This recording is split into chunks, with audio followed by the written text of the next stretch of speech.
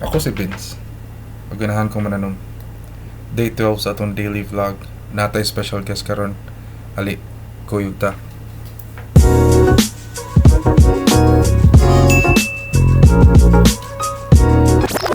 Another day, wasa tay tanom-tanom kay manglaag ta today. Sayo ko nigikan padung Cebu kay daghan mig aktor pidadis kuyog akong manghod o akong brother-in-law today. So padung mig Cordoba para mangaon unya mula host me og 10,000 roses para mo suri-suri sad gamay. So ganahan ko mo ato dire, mo anhi dire. Basta 10,000 roses kay diri sa 10,000 roses kay mangutana ko og unsa nilang tanom nilang buwak nga musiga. Joke ra bitaw.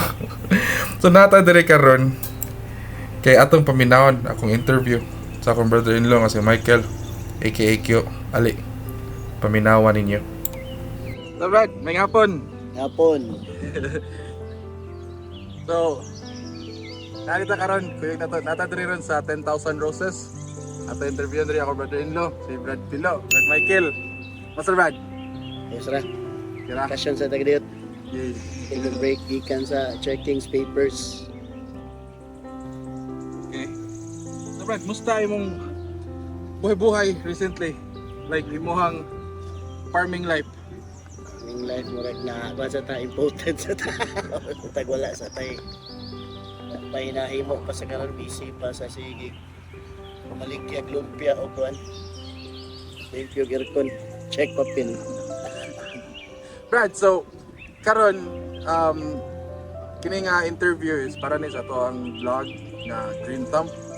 And I know nga isa ka sa atong subscriber sa atong channel, sa atong vlog. So if you can share some of your milestones, some of your achievements in terms of the farming industry, in terms of any agriculture nimo nga experience. Asa ta mo start, Brad? So start sa katong sa part na gusto nimo i-share, sa part kung asa ka tan-aw nimo nga ni nahimo kang instrument para makatabang sa earth, para makatabang sa society just with farming and agriculture. Okay. I'll start with ko na lang sa katuwang sa DepEd since nasugod ko duty sa DepEd way back then 2013 May was hired as local pa to, local school board nga item which 5,000 pa per month ako sildo ato at that time. Nakatan kong seminar ato nga time sa Gulayan sa Paralan that was launched by kanto sa panahon ni Pinoy.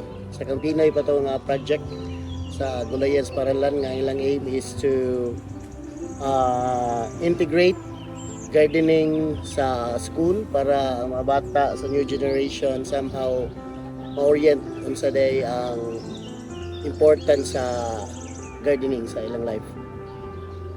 Then mo to imo na to na akong promise nga since mo to yung first seminar na tinan ako imo na akong murag siya covenant sa DepEd nga since mo ni akong unang seminar na tinan mo na ni akong imo ang murag trademark as a teacher sa public school nga ma-advocate sa gardening para sa mga new generation kay sa asab na wala na kayo nagatagbalyo na. And then later part, another milestone na ba ito is katong the time when Sugbusog was launched sa panguluhan ni Gobernador Gwendolyn Garcia sa katapag pandemic.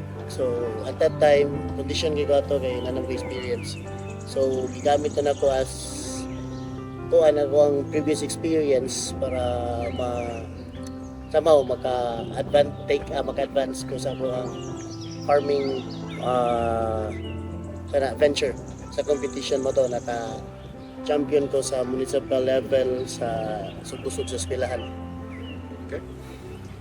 Thank you for sharing those experience. I think really great achievements and milestones imong nahimo, Brad. And ako lang susunod ka pangutana no.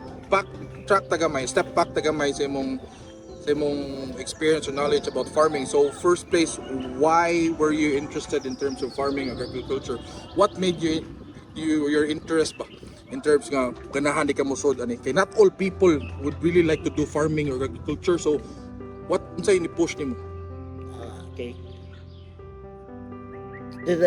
This is something private man tagid no, pero ako lang i-share na lang in public sa ako ang experience kasi way back then to 2010 sa nasa ko yun naagi ko say depression at that time niya mura to ako ang means of kuan ba healing myself sa kuan sa ako depression nga experience mo to ga sa ugod ko tanom nag-start ako ano brad pechay sa that time mura wala ko pastime na to para lang mahuman ang adlaw kay nagi ko depression taas kay oras ang day to day struggle nimo, so ang pinaka duol nga gateway para maka kuan jud ko sa atong depression maka scapegoat na to is ito farming. Hard ra ko pa ato at that time buhat ko ganang mga yanan sa vines, so that was fed kuan pa to ako kangkong and kanang mga batong unang mga natanong dali na sa siya taas ko siya survival rate at that time. Nakita sa ginako ba na siya benefits ako kay malibre mo ko sa batong paboritong ko ng batong ug kangkong, so at that time mo to nahimo na siyang way of life na. Okay.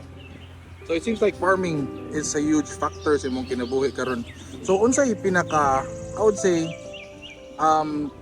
pinaka biggest advice nimo for young people, for the younger generation who wanted to start farming, or like, you know, people like myself nga just started to learn and understand farming, agriculture, gardening.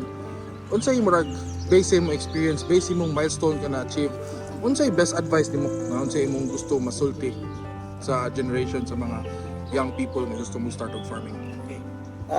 Most of these days magano ang mga lingaw sa tao na is more on social media, more on engaging social media, and ang habits sa mga tao is more on sa technology, and tendency is if magsige tag-indulge to self sa technology, time will come nga wala na mo take care aning farming or agriculture, wala na yung next generation nga kuan ba. So ako like advice is why not integrate gardening sa inyong day-to-day mga lingaw-lingaw kay at least sa sige nimo ug imong gihimo siyang lingaw ang gardening, at least productive ka ba. Dili bitaw idol mo oras nga sige lang kag TikTok, so what for or hindi ka popular or dili ka kanang let's say techie kayo, di jud ka pa-upgrade sa imong skill. Right. So unlike sa gardening, bisan pag dili kay ka maabot sa expertise level, so at least na kay na-gain nga bunga sa imong hobby.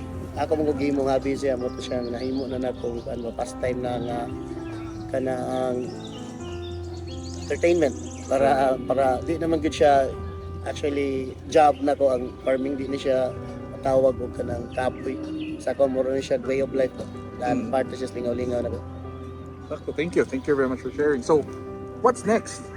What's next for you? What's next imong plan sa imong life in terms of anything that has to do with farming and agriculture? Say mga recent or mga future plans nimo anytime soon nga imong gustong buhaton? I have this dream of making farming part of day-to-day activity na sa mga batalan. I wanted to create something automated farming somehow di na to matawag ang skills of farming as obsolete bitaw nga idea. Kasi something I will make it cool so that the new generation can somehow imitate or something ma-inspire sila ba to replicate what I will do someday. Pero what will do pa in the future pa man. I learned these skills naman good in electrical electronics. I wanted to integrate technology and nature para di sila maglalis kay kining duha ka idea or opposing idea, development and conservatism. So pwede na to maabot sila halfway ang both innovation and preservation. Sounds like a really good plan, sir.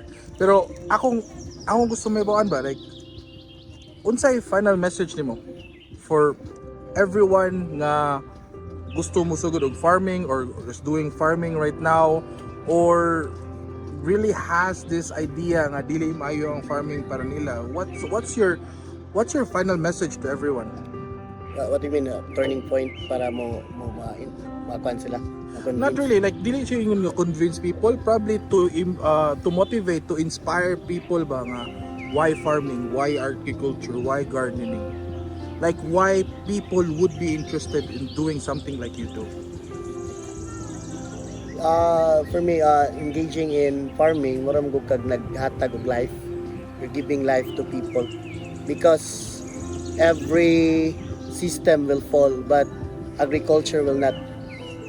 As the threat of karon sa mga modern times nga mga kuan ba kanang let's say kanang invention like para ng nuclear bomb mga yana nga mga inventions, why not at the dirita mag-focus sa kuan kanang niani pag reproduce og anong production og pagkaon nga ang tanan dili na magproblema anang pagkaon somehow part na lang siya sa mura siya basic na lang kay ba nga mapunit na lang pagkaon like katong what happened to Japan nga sa katong may incident nga na share sa akong maestro na nako no toy incident sa Japan nga nagka-crisis sila sa ilahang kuan economy.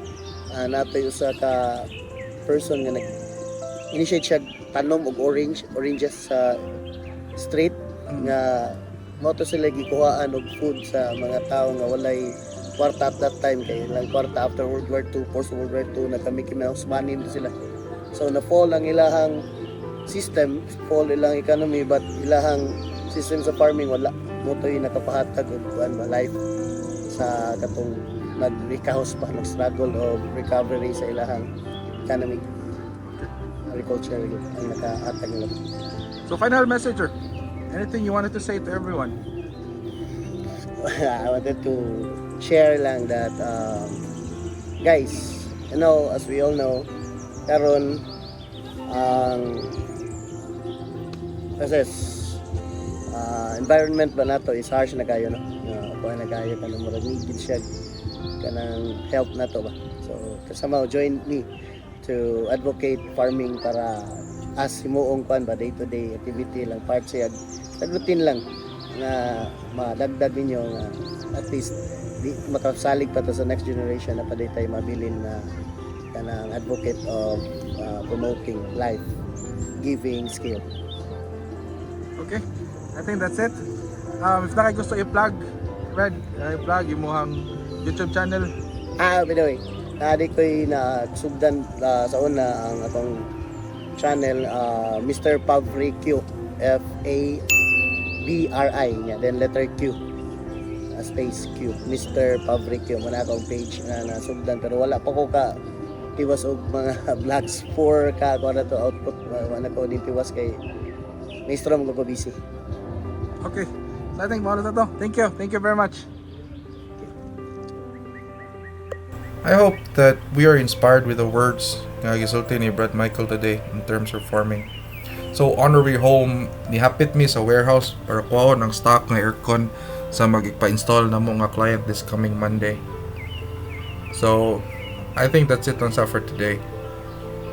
So for your aircon needs and services, you can reach out to Rehab Cebu. For bookings, you can message our Facebook page at Rehab Cebu or you can call or text 0977-382-2907. Daghang salamat sa pagtanaw. Please like and share this video. You can also subscribe to our YouTube channel for more updates like this.